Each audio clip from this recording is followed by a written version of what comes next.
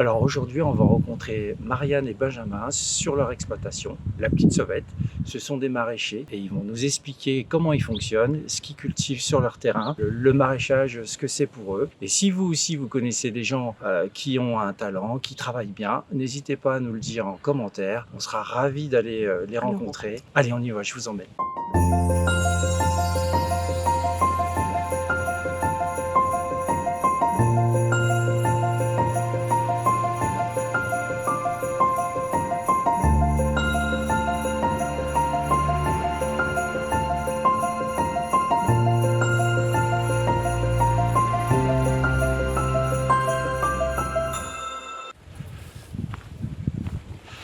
Alors, on arrive sur l'exploitation de Benjamin. Ils sont cachés. Vous prenez le soleil? C'est le deuxième jour de soleil depuis 2 mois, on est content là. Bon bah super. Et vous êtes avec le chat de l'exploitation. Ouais. Avec la chasseuse de Milan. Elle s'appelle comment? Morue. Morue. Que ce soit drôle quand on la perd. Voilà. Allons faire un tour. Bonjour Marianne, bonjour Benjamin. Bonjour. Attends. On se présente bien. Bonjour. Donc ici on est où en fait? On est à Saint-Sauvant, Saint-Sauvant dans la Vienne. dans la Vienne, au sud de Lusignan. Et ici donc c'est votre parcelle? C'est notre ferme, ouais. On a créé de A à Z il y a maintenant 7 ans. D'accord. En 2020. Et on a récupéré un terrain qui était vide. C'était un champ, un grand rectangle de 90 mètres par 200. Et il a fallu tout faire quoi, vraiment de A à Z. Des premiers petits bâtiments pour pouvoir s'abriter de la pluie, au montage de la serre, toute l'irrigation, l'électricité. Le brise-vent, ouais. plantation de D'accord. miel, la mare. Eh ben on va faire un petit tour. Faisons un tour. Allez c'est parti. Ça c'est la serre. C'est 5 tunnels jumelés qui font 30 mètres là par 50. D'accord. Le 50 mètres c'est un choix, c'est un peu une norme. Nous ici on travaille en planches, donc les cultures on appelle ça des planches de culture. Elles font 25 mètres comme ça, tout est normé, les filets, les tuyaux, les bâches de protection. Et la serre elle fait 50 mètres, donc c'est deux unités de 25. On n'a pas besoin de chercher le matériel, c'est à D'accord. peu près adaptable partout. D'accord. Et ça c'est la manivelle qui ouvre. Ouais, ça s'appelle un pignon enroulable et c'est très pratique Ok. d'ouvrir la totalité d'un coup. Et Ah c'est génial. c'est plus costaud que les portes qui se soulèvent par en dessous, comme des grandes, je sais pas comment on pourrait appeler ça, qui s'envolent souvent avec le vent. Là, on a quelque chose d'assez costaud qui résiste les tempêtes à 120 km/h, on commence à avoir des dégâts. Ouais parce qu'ici ça souffle quand même pas mal. Tout le temps. On va l'entendre, je pense. Ok. On commence par quoi? On a des bleds colorés et des bleds. Vous faites des bleds, d'accord. Donc ça c'est pour... alors oui, ça c'est les cultures d'hiver plus, non? Ouais. Ah ouais, là, on les a eu tout l'hiver. Elles vont faire le début de printemps. Ouais. Ensuite, il y a des petites salades qu'on a replantées il y a un mois. Et, Et- puis là, on va semer des haricots cet après-midi. D'accord. Haricots verts pour le mois de juin, juillet, mi-juin, début juillet, selon la météo qu'il y aura. Ouais. Quoi. Et donc là on est à la fin de l'hiver. Ça se passe comment la fin de l'hiver pour des maraîchers qui reprennent un petit peu l'activité? Et bah, il y a plein de rendez-vous. On fait tout notre administratif, toute la compta, les rendez-vous médicaux par exemple, enfin tout ce qu'on n'a pas le temps de faire le reste de l'année. D'accord. Donc il y a ça. Il y a des récoltes qui sont quand même assez longues parce que tout est bien pris dans la terre, donc c'est bien dur à sortir, il faut bien nettoyer, etc. Et on replante, et on sème, et donc on redésherbe un petit peu. Ok. Et puis on va vendre, ce qui prend aussi du temps, quoi. Ouais. Donc, Vous faites une pause de combien de temps l'hiver? 1 mois. 1 mois. Ouais. 1 mois, 6 semaines. Ça dépend des. Ouais. Enfin, là, on a été un peu forcé de reprendre. On n'a pas repris de vacances, mais comme il a vraiment plu non-stop depuis mi-janvier, Ouais. un bon gros mois, puis beaucoup, bah, ça a été une reprise très lente. Et Et c'est pas évident ça de. Nous, on est psychologiquement prêt à reprendre mi-janvier ou fin janvier, et là, non. Ouais. Donc on a étalé le travail sur la semaine en se disant on fait pas tout lundi, Ouais. sinon qu'est-ce qu'on fait jeudi? Oui, ouais.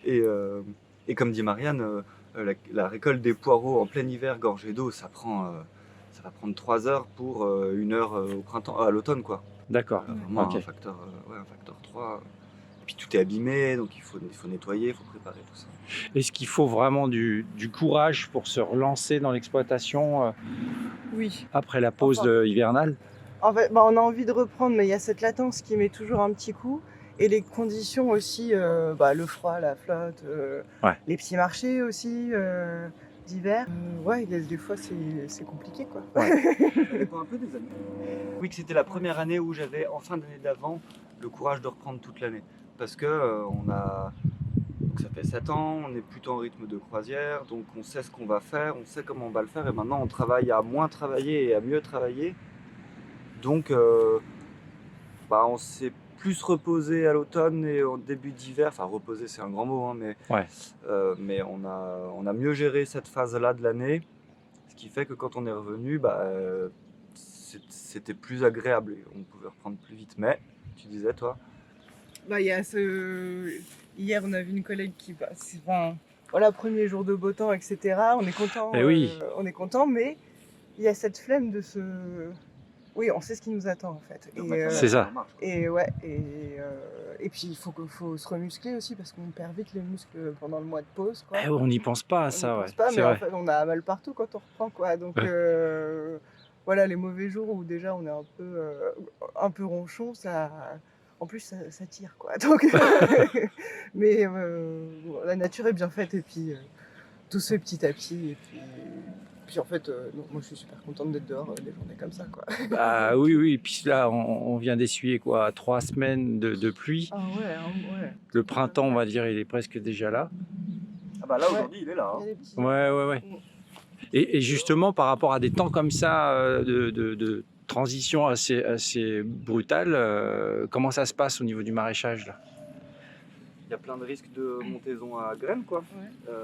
Par exemple, on faisait du chou chinois assez tôt dans l'année, là celui qui est un peu paumé, blanc. Et lui, on a arrêté de le faire au printemps parce qu'un printemps sur 2, voire tous les printemps, en fait là il fait 25 sous la serre. Cette Ouais. culture n'est pas faite. Alors elle est pas faite pour aller dehors à cette période-là, enfin chez nous. Donc on la met à l'intérieur, mais il suffit qu'il fasse ces températures un peu anormales, enfin du coup maintenant normales, Ouais. et ça monte à graines, donc on perd tout de suite une planche et c'est 300 choux quoi. Donc Ah, on la essaie de vache. les valoriser comme on peut, on les épluche, c'est plus de temps. Ouais. Les gens quand tu achètes un chou chinois attendent un chou paumé en entier et pas juste des feuilles. Donc bon, heureusement qu'on a une clientèle engagée qui comprend, à qui on explique, d'où l'intérêt des marchés. Il faut expliquer ce qu'on fait. Oui, parce que vous vendez principalement sur les marchés. C'est ça. On fait 3 marchés qui sont autour de la ferme à moins de 20 km. Ça, c'est un choix. Ouais. D'aller le moins loin possible. C'est logique, et puis autant être en local, quoi. Ouais, c'est ça. Oui. Alors oui, justement, vous avez fait le choix du local. Vous êtes en bio. Ouais. Vous avez fait ce choix par conviction.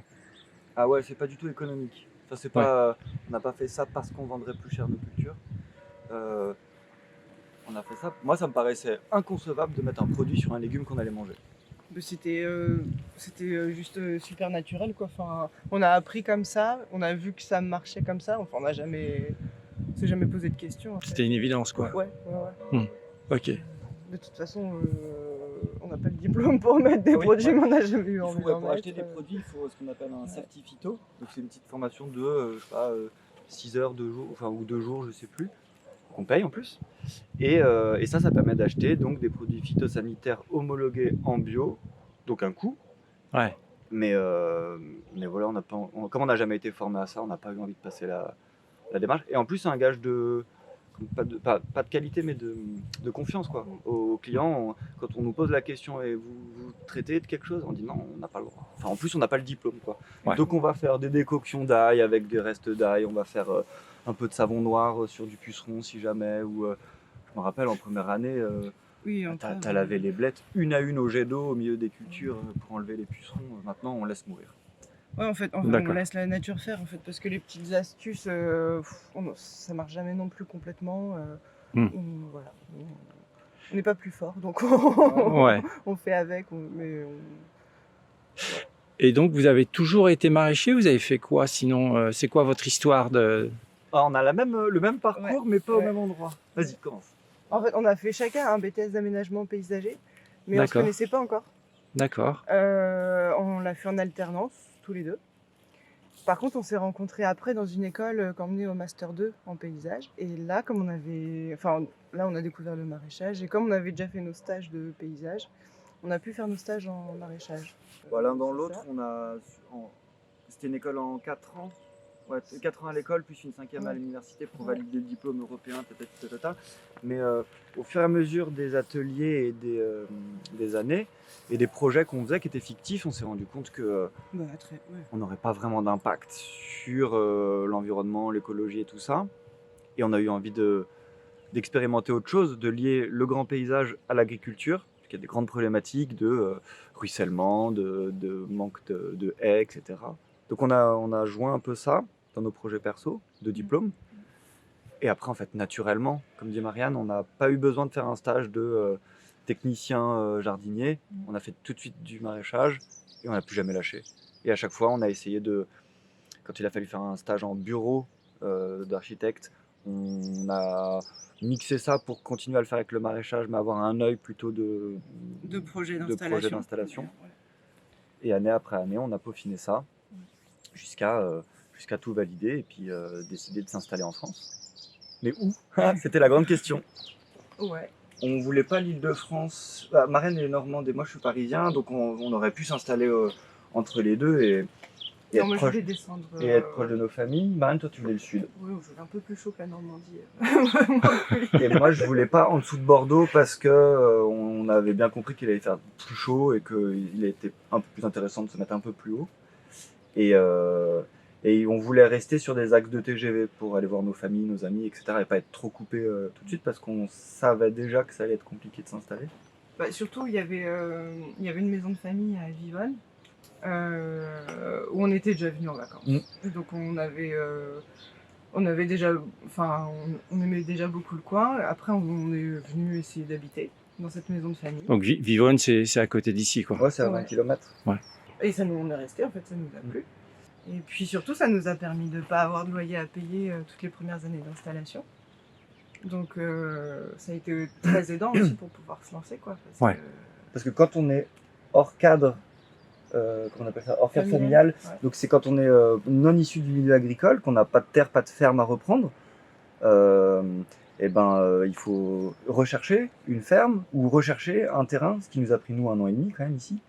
Et 1 an et demi sans revenu, avec des charges, une maison, de l'électricité, etc. C'est compliqué parce que c'est un temps plein en fait, non rémunéré de monter une ferme. Et cette maison, c'est ça qui a fait qu'on a pu s'installer, quoi. C'est des conditions un peu de nantis, mais sans ça, on n'aurait pas pu, ou difficilement, sur du très long terme. Nous, on a vu des stagiaires pouvoir se lancer parce que, en attendant, il faut payer son loyer tous les mois, quoi. Et se nourrir, vivre. Et t'es très vite enfermé là-dedans, quoi. Ouais. Et comment les gens du coin ont pris cette installation d'une Normande et d'un Parisien dans le coin? En fait, nous, on a trouvé les gens hyper gentils ici. Alors, au début, pas grand monde venait nous parler. Mais les gens observaient. Ouais, les gens observaient. Nous, on voyait qu'on était observés. Ouais. Et en fait, ça s'est super bien passé. Mais par le travail, Ouais. en fait. Ouais, nous, on n'est pas arrivé avec nos grandes chaussures en disant on va faire de la permaculture. On est arrivé en disant on va faire à manger. En disant rien, on travaillait, quoi. Et c'est le travail qui a parlé pour nous, quoi. Ouais. Puis quand on voit le travail accompli, en combien de temps, combien d'années? Là, c'est le début de la 7e. Ouais. Début de la 7e. Ouais. Et chaque année compte, hein, parce elles sont longues. On dit aussi que passer 3 ans, quand même, c'est un cap. Ouais, c'est un petit cap. Et puis j'imagine qu'il doit y en avoir un autre. Je crois qu'on avait un autre à 5 ans. Ouais, parce qu'à 5-6 ans, tu commences sérieusement à fatiguer. Oui, puis c'est le roulement, quoi. Oui, t'as fini c'est la fin de l'installation. qu'après tu rentres dans le rythme de croisière et Ouais. là faut avoir trouvé un peu ses débouchés. Enfin, c'est vrai que Voilà, on s'est... ouais. Ouais, là il nous faut des projets un peu différents quoi, pour se motiver parce qu'en fait c'est bon, on a compris que les blettes ça poussait comme ça, que après on irait mettre de la salade, après on irait mettre un haricot vert, etc. Ouais. Donc pour pimper un peu les années, on essaye de développer d'autres choses. Ouais. Oui, bah il y a des besoins. Qu'est-ce que vous aimeriez développer par exemple? Bah, alors moi personnellement, cette année c'est plus l'ouverture culturelle. Donc pour l'instant on a fait que bosser, comme des acharnés. On a plutôt fermé la ferme parce que besoin de se concentrer et finir d'apprendre. Enfin on apprend tout le temps, mais je veux dire Ouais. Non, mais finir de besoin de temps, maîtriser de temps. Le temps au champ, il est super précieux. Et en fait, il peut très vite être mangé. Ouais. Et Ouais. c'est une lutte quotidienne quoi, pour garder. Ouais, parce que tout le monde veut venir voir. Nous on a un boulot qui peut être visité. On va rarement voir un dentiste et dire je peux passer la journée avec toi. C'est vrai. Ça arrive pas trop quoi, ou un prof à être au fond de la salle et à regarder un Ouais. cours. Donc il a fallu mettre un cadre. Ouais. Et au début on y passait 90 heures chacun par semaine. Et donc aujourd'hui on y est. 90 heures. Ouais, aujourd'hui on y est plus, donc les week-ends compris quoi. Wow. Et de 7 à je sais pas, 19, 20 heures. Oui, Habitant c'est Vivonne, bien. en plus on devait rentrer après, donc c'était très physique. Ensuite on s'est installé ici, donc ça a enlevé les allers-retours. Et donc bah voilà, pour ouvrir la... Moi c'est ouvrir la ferme, c'est donc répondre plutôt positivement à toutes les demandes. Ouais. Donc les étudiants de Venours sont venus visiter la ferme pour telle thématique.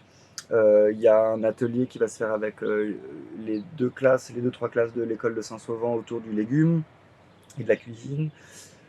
Qu'est-ce qu'il y a d'autre? Moi j'aimerais bien un jour qu'il y ait des spectacles ou un petit festival, choses comme ça.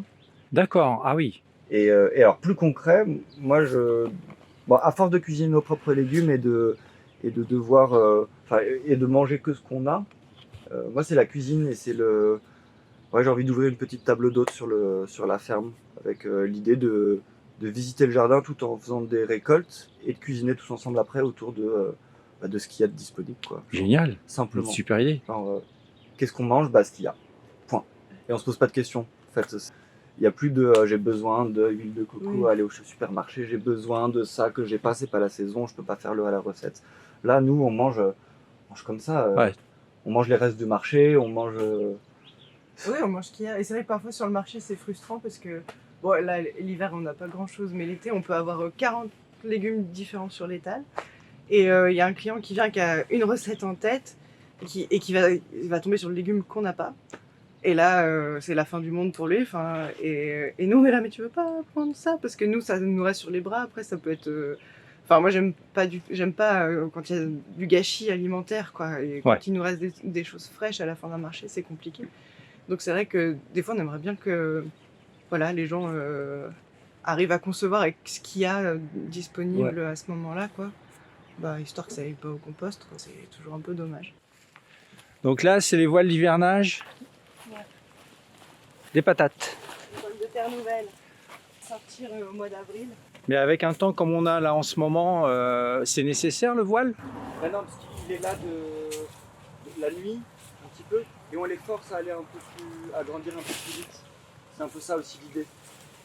Là, on leur lève comme ça, elles ont la place de se développer, mais on voit, il y en a certaines qui ont gelé un petit peu. C'est un pari tous les ans, ça, la patate.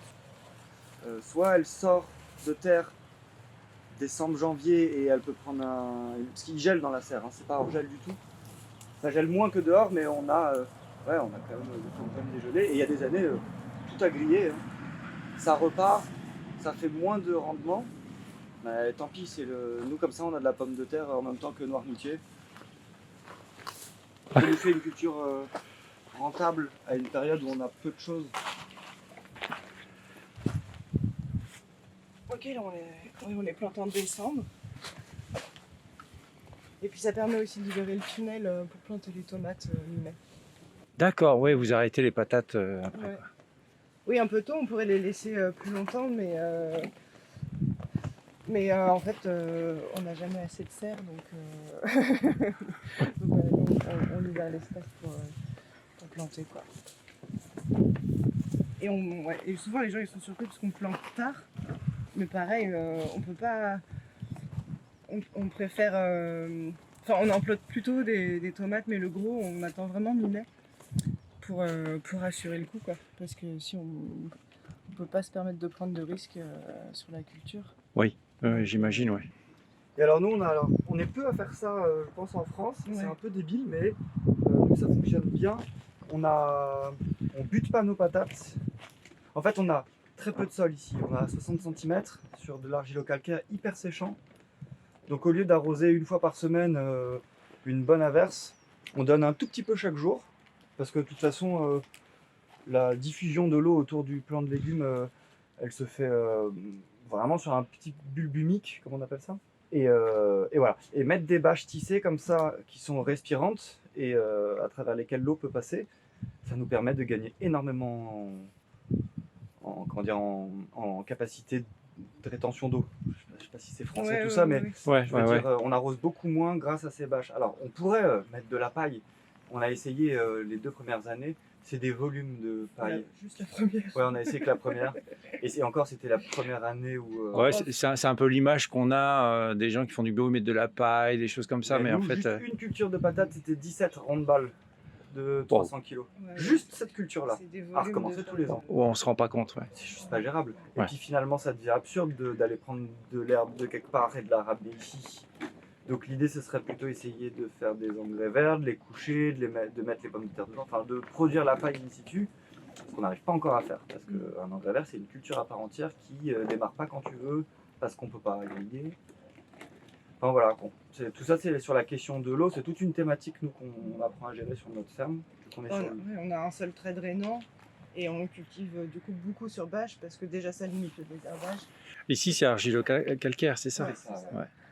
Et ça empêche l'eau de s'évaporer et ça reste humide toute la journée quoi, au pied de la plante. On est content de ça. On a poussé à l'extrême la culture sur bâche. Il y a des trucs, on en est revenu. Ouais. Vous servez, les 7 années d'expérience vous ont permis de calibrer un peu mieux tout ce qui était. Et encore une fois, nos bâches sont normées. On a ou rapproché des espacements de culture ou espacé pour qu'en fait on ait. Je sais pas, je vais dire une bêtise, mais tomates, poivrons, aubergines, c'est le même espacement, alors qu'on pourrait, dans la théorie, il faudrait pas forcément. Choux chinois, salade. En fait, on a vraiment normé. Il y a des bâches en 20-20, en 30-30, en 40-40, en 60-60 d'espacement en sens. Ce qui fait que pas de prise de tête, quoi. Bon, on les range quand même par famille un petit peu, mais voilà quoi. On peut mettre un poivron, une tomate, une aubergine sur la même planche de culture. Mais nous, on a fait le choix aussi d'acheter des bâches avec un plastique vraiment solide. Et donc là, celles-là, elles ont au moins 5 ans. Et ça va pas être du film plastique comme du sac poubelle qu'on va jeter tous les ans et remettre, quoi. Là, on a vraiment investi beaucoup. Mais là, ça fait. Donc là, celles-là, elles ont 5 ans. On en a d'autres qui ont 7 ou 8 ans. Ouais, on dit que c'est au moins 10 ans. Ouais. Et je pense qu'en fait. Ça, on est convaincus aussi, quoi. On n'a pas du tout envie d'utiliser plus de consommables à l'année. Et puis, du coup, ça réduit un peu la consommation de plastique, quoi. Bah, carrément, ouais. Mais après ça, ces bâches, même au bout de. Allez, on va dire 10 ans, il se passe quoi avec ? Ah bah. Tu veux dire en termes de recyclage ? Ouais. Bah, y a des filières de recyclage. Je pense que avant déjà de jeter, parce que là elles font 5 mètres par 25, avant que les 5 mètres par 25 partent en lambeaux, à mon avis on va pouvoir recouper, les utiliser peut-être pour, je sais pas, tu vois, on gère pas les entre-tunnels, on les tond. Peut-être qu'un jour on utilisera cette bâche là pour venir y faire une culture en dessous. Et du coup on gagnera encore une planche de culture à différents endroits, ou là où on faisait pas avant. Ou je sais pas. Soit on réutilisera, soit on. Ouais, on y stocke du matériel. C'est vrai qu'on n'a pas eu encore à en évacuer. Non. Bah, pourvu que ça dure le plus longtemps possible. Ouais, c'est ça. Mais moi, je suis impressionné. Enfin, je suis impressionné par le temps d'usage, quoi. Enfin, il y en a même qu'on a laissé dans le champ tout l'hiver. J'avais peur qu'elle soit complètement ravagée, en fait. Ouais. On peut pas être. On avait un peu des idéaux de oui en arrivant permaculture, agroécologie, tout ça. Et après, on s'est très vite rendu compte de la réalité entre la théorie et ce qu'on est capable de faire en pratique. Et donc, c'est difficile d'être contre le pétrole et tout. Et, on a besoin des serres. Enfin, nous, ici, on a besoin de serres, en tout cas. peut-être que dans d'autres endroits, ils n'ont pas besoin de serre, mais c'est un confort. Et pareil pour sans bâche, on devrait être 6 à désherber en permanence tout le temps. Bah, justement, ça me fait penser, qu'est-ce que vous diriez à des gens qui veulent s'installer en maraîchage, qui ont cette idée-là Un peu théorique sur... Oui, ce serait quoi vos conseils? Bah, je sais pas, des gens parce qu'on en suit des jeunes installés ou des gens, des porteurs de projets. Souvent, quand même, ils ont fait assez de stages pour se rendre compte de l'utilité de ce genre de système. Ouais. Et donc, ils sont plus vraiment à convaincre. Maintenant, quelqu'un qui viendrait faire un stage découverte, Bah, il y a vraiment la situation financière qu'il faut pouvoir faire au début. Enfin, vraiment, parce que voilà, nous on a eu l'opportunité de pouvoir le faire, mais Ouais. c'est pas tout le monde dans sa vie qui peut démarrer sans aucun revenu pendant 5 ans. Enfin, c'est... Ah oui, oui, Enfin, oui. voilà, c'est... Surtout en ce moment, ouais. Donc ça, moi, c'est le premier truc. Euh, après, ça dépend un peu ouais, des individus, mais je sais pas ce qu'on a eu dans nos stagiaires. on en suit quelques-uns. Ouais. Des gens qui sont jeunes et qui sont en train de s'installer. On a eu le cas de la personne qui doit travailler à côté, qui ne pourrait pas s'installer, qui a pris d'autres études finalement. Vous avez eu des gens en reconversion, par exemple, qui quittent un travail, ils en ont ras-le-bol Mais c'est tellement... Ouais, ça tient tellement à, je sais pas, à l'individu, chaque projet, parce qu'après on fait tous une ferme qui nous ressemble. Enfin, donc c'est vraiment... Là, j'ai pas trop de conseils généraux. Non, c'est Bon, plutôt après, qu'à faut être part. courageux et... Oui, c'est plutôt, comme tu dis, faire la ferme qui te ressemble, qui vous ressemble dans vos, Ouais. dans vos idées, dans ce que vous voulez transmettre, quoi. Ouais, oui, je pense que chacun projette ce qu'il a en tête et puis après il s'adapte au milieu, au territoire, aux rencontres. Faut y croire. Ah bah ça c'est ça c'est sûr qu'au début tout le monde va te dire que c'est pas Il possible. faut y croire, être persévérant, s'entourer des bonnes personnes et peut-être s'éloigner de celles qui sont un peu médisantes. Nous, quand on a voulu s'installer, en cherchant des terres, j'étais allé voir un agriculteur à Vivonne, un papy qui avait beaucoup d'hectares, qui était à côté de la maison. Nous, il nous en fallait que 2, on cherchait à louer une petite parcelle et il m'a dit clairement mais pourquoi tu veux pas changer de métier quoi, enfin, t'installes pas. Ouais. Donc on s'est installé, on est là 7 ans après, il le sait, donc on a réussi. Et, Pour nos 10 ans on ira voir. Ouais. Bah, il faut être persévérant et pas abandonner. Nous généralement, il faut pas abandonner en un an quoi.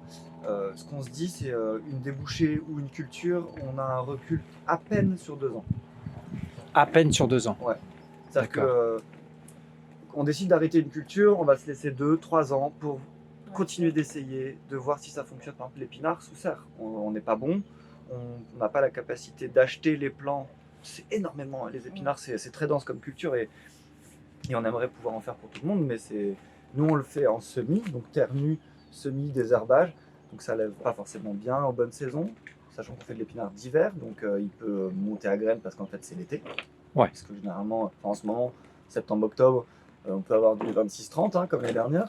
Donc l'épinard il est fait pour être à 10 degrés et pas à cette température-là. Donc échec. Ouais, on essaye tous les systèmes de production.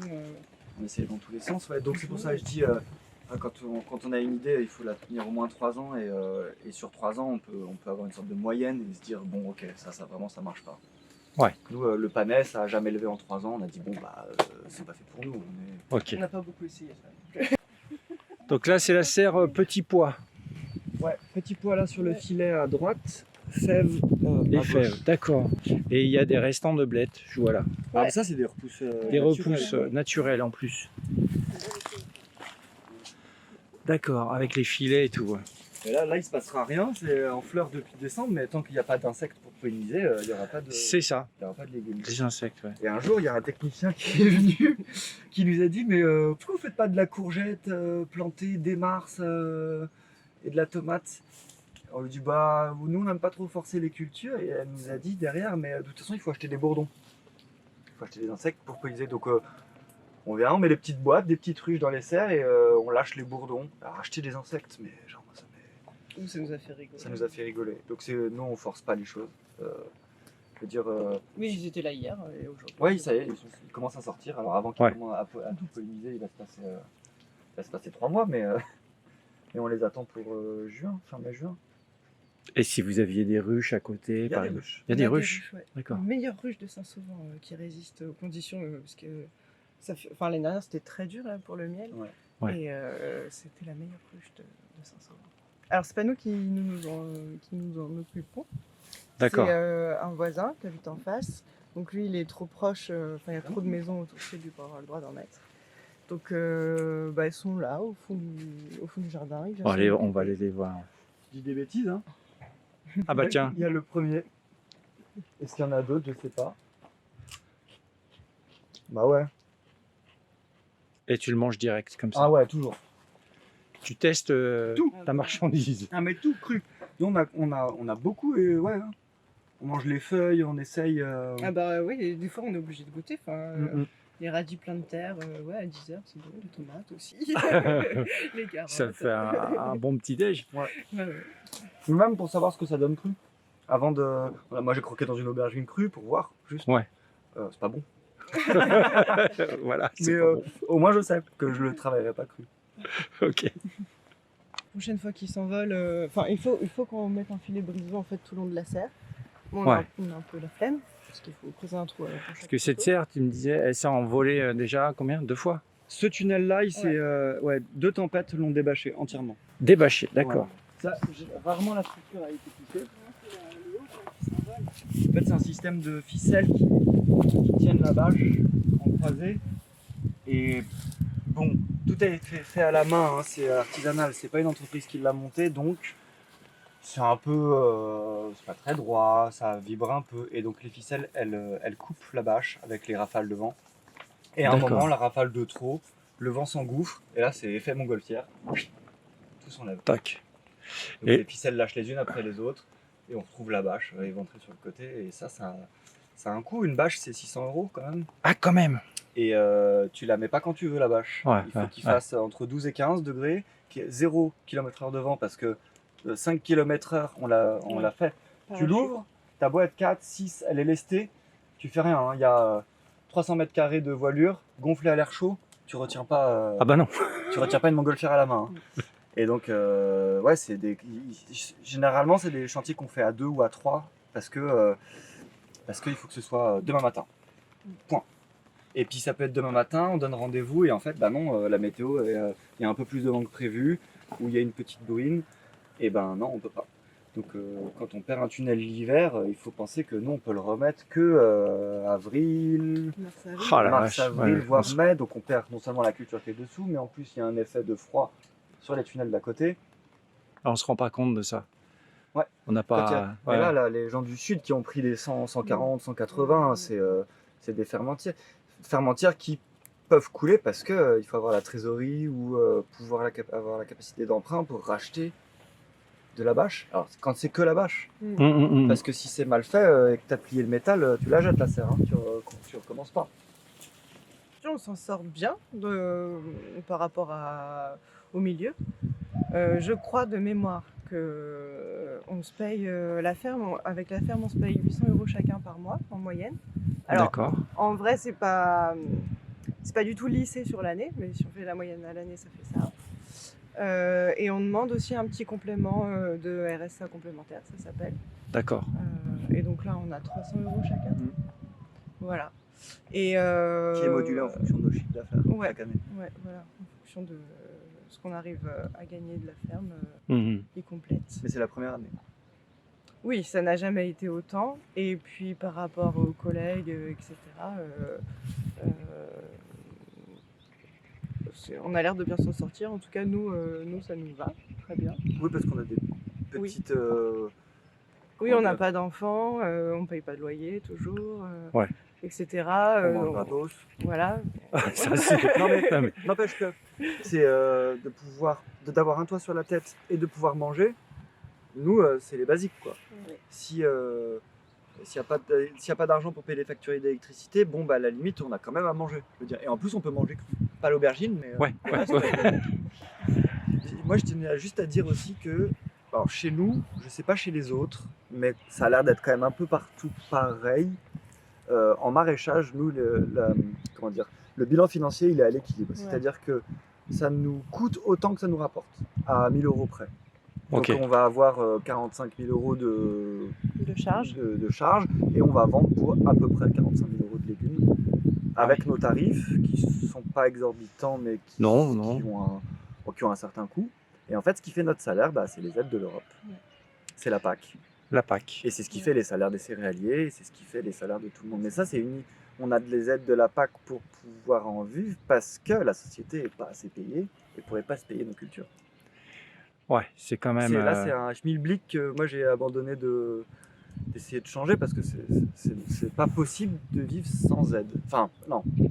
Ouais, si je dis ça, il y a quelqu'un qui va me trouver un argument et un exemple de quelqu'un qui arrive à en vivre, mais à quel prix il vend ses légumes? Si tu vends tout ça à des chefs gastro, etc., peut-être que. Mais, en tout cas, on se rend pas compte à quel point ça coûte de produire. Ouais, Et, c'est ça. Ouais. Et nous, nos charges, elles vont diminuer parce que là, il nous reste encore un peu d'emprunt. Donc, dans quelques années, j'espère pouvoir enlever 10 000 € sur les 45 000 de charges.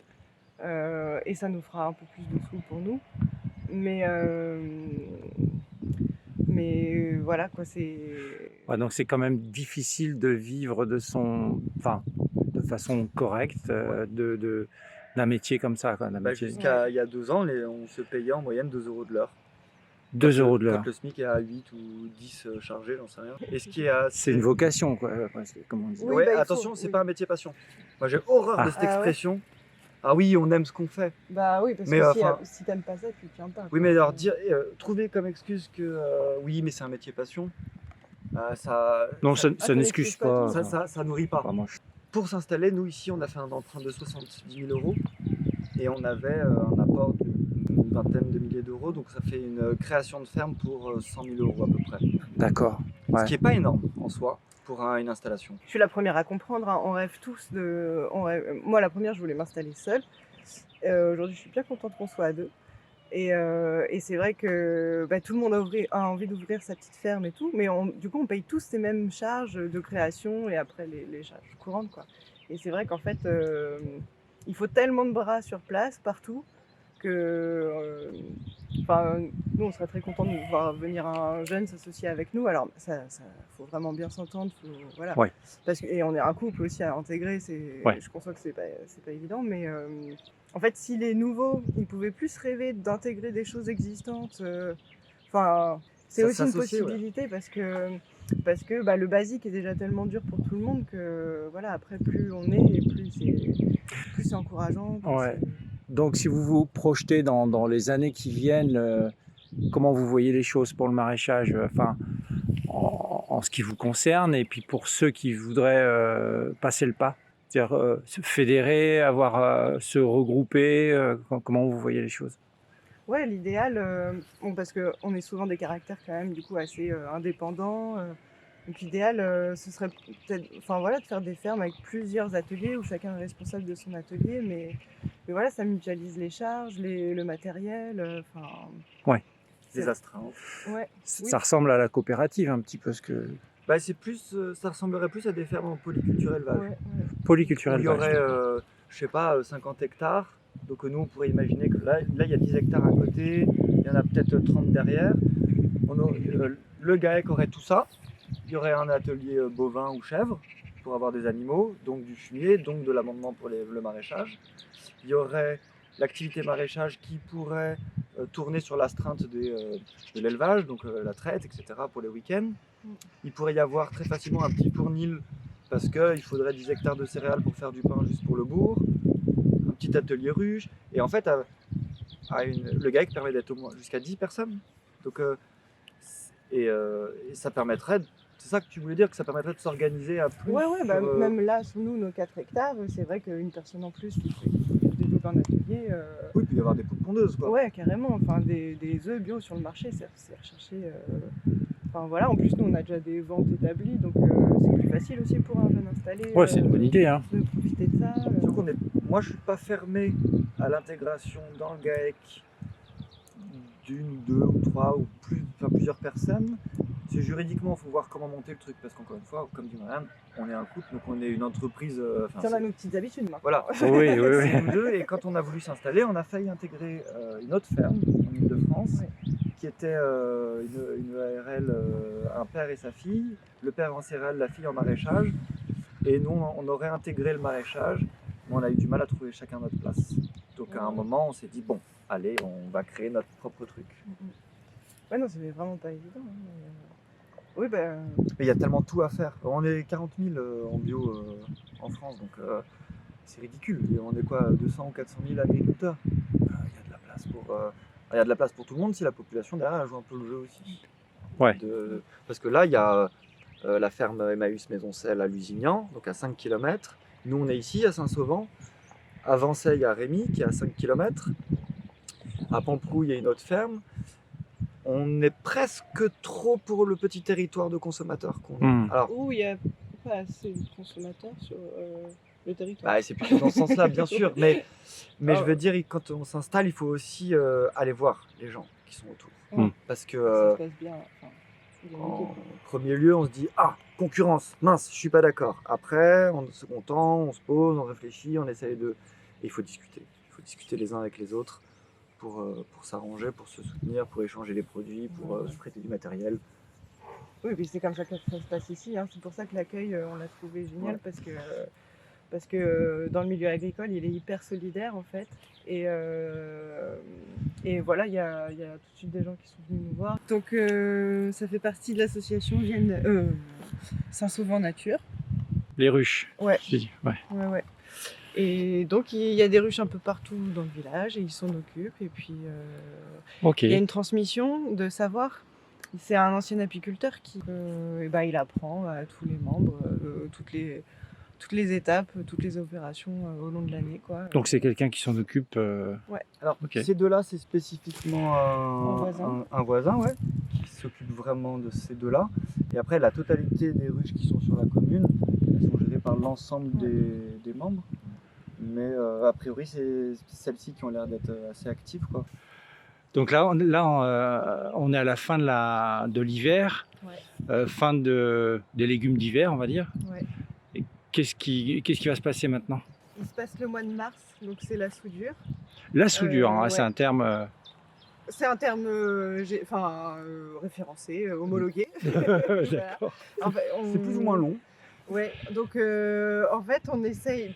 Enfin voilà, c'est la fin des légumes d'hiver et on n'a pas encore ceux de printemps. Donc on n'a plus grand chose.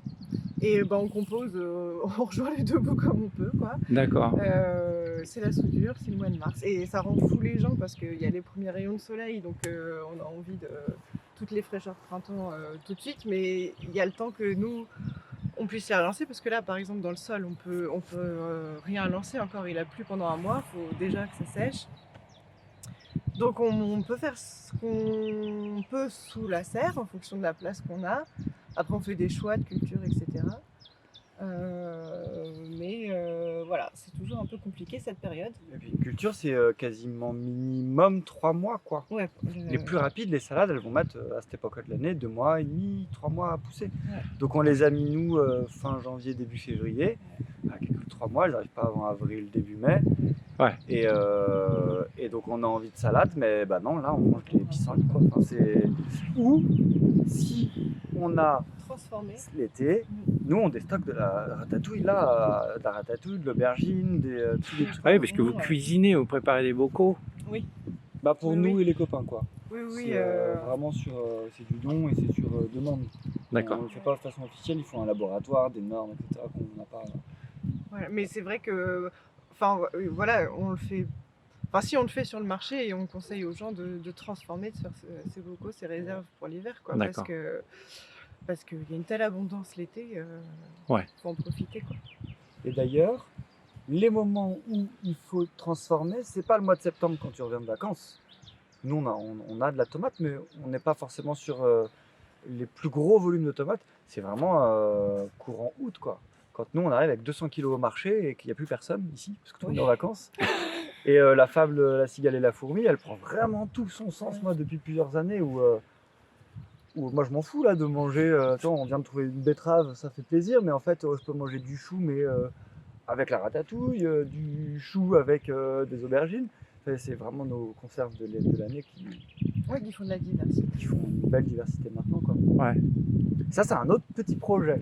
J'aimerais bien peut-être avoir un atelier transformation plein air pour tous ceux qui veulent l'été, qui partent pas en vacances, faire des bocaux pour eux et nous et les autres. Donc la petite sauvette a plein de projets. Hein. Ouais, bah toujours, moi, Ouais, mais il faut. projet, Il faut. c'est un c'est paquet, ouais. Donc là, on va se revoir parce que Les Chemins des Possibles va filmer La Petite Sauvette sur 1 an. Il va y avoir 4 épisodes, ou peut-être plus. Mais on est parti déjà sur 4 épisodes. Donc la prochaine fois, c'est au mois de mai. On va dire courant mai. Alors là, au mois de mai, c'est quoi? C'est l'abondance. C'est C'est la grosse période de plantation surtout pour nous. grosse période de Ouais. plantation. Ouais, ouais, ouais. Donc on sera dans le jus quoi. Mais c'est pas l'abondance de légumes du tout encore. Non, non, c'est long. Le maximum du légume, c'est septembre. Ok. On a l'été et l'automne en même temps, et là, on a 8 tables de 2 mètres sur le marché. Ouais. En mai, on va avoir toutes les salades, les radis, les petits pois, les fèves, ouais. les pommes de terre primeurs. Et on va tourner autour, peut-être les premières courgettes ou concombres. Non. Oui, Ouais, ouais, c'est tôt encore. Et si le temps se maintient comme ça, avec du soleil, des chaleurs qui remontent et que ça redescend pas, Ouais, ça. Ça Tout peut- dépend. Ouais. Ça peut aller un peu plus vite. ok. Bon, on a hâte de vous voir au mois de mai. Ah bah ouais, mais- D'ici là, oui, on plante et ça pousse quoi. Mais c'est Ouais. un peu long. Ok. Bon, j'espère que cette vidéo, ce premier reportage à La Petite Sauvette vous aura plu. Benjamin et Marianne, merci de nous avoir accueillis. Et puis on se retrouve donc pour l'épisode numéro 2. Ok. Ou la saison 2, je sais pas, on verra l'année prochaine la saison 2, pour un nouvel épisode. Donc au mois de mai, on ira aussi sur le marché vous voir. Et puis ce projet là De table d'hôte. de table d'hôte, on va voir si ça se Je serai la concrétise. première cliente. Je tiens à être la première cliente. En tout cas, n'hésitez pas à vous abonner, à mettre des likes et à booster la vidéo. Et je laisserai toutes les coordonnées si vous souhaitez rencontrer Marianne et Benjamin dans le descriptif sous la vidéo. Au revoir. Donc me voici de retour, voilà, pour continuer à parler de La Petite Sauvette.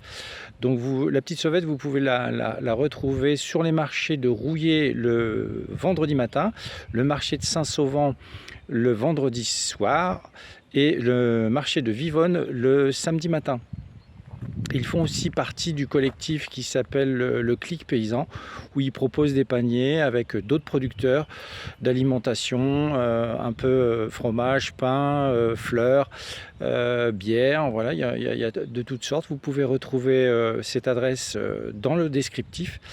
Et donc j'espère que tout ça, ça vous aura plu. On va retrouver La Petite Sauvette au mois de mai, pour le printemps, pour l'été et pour l'automne.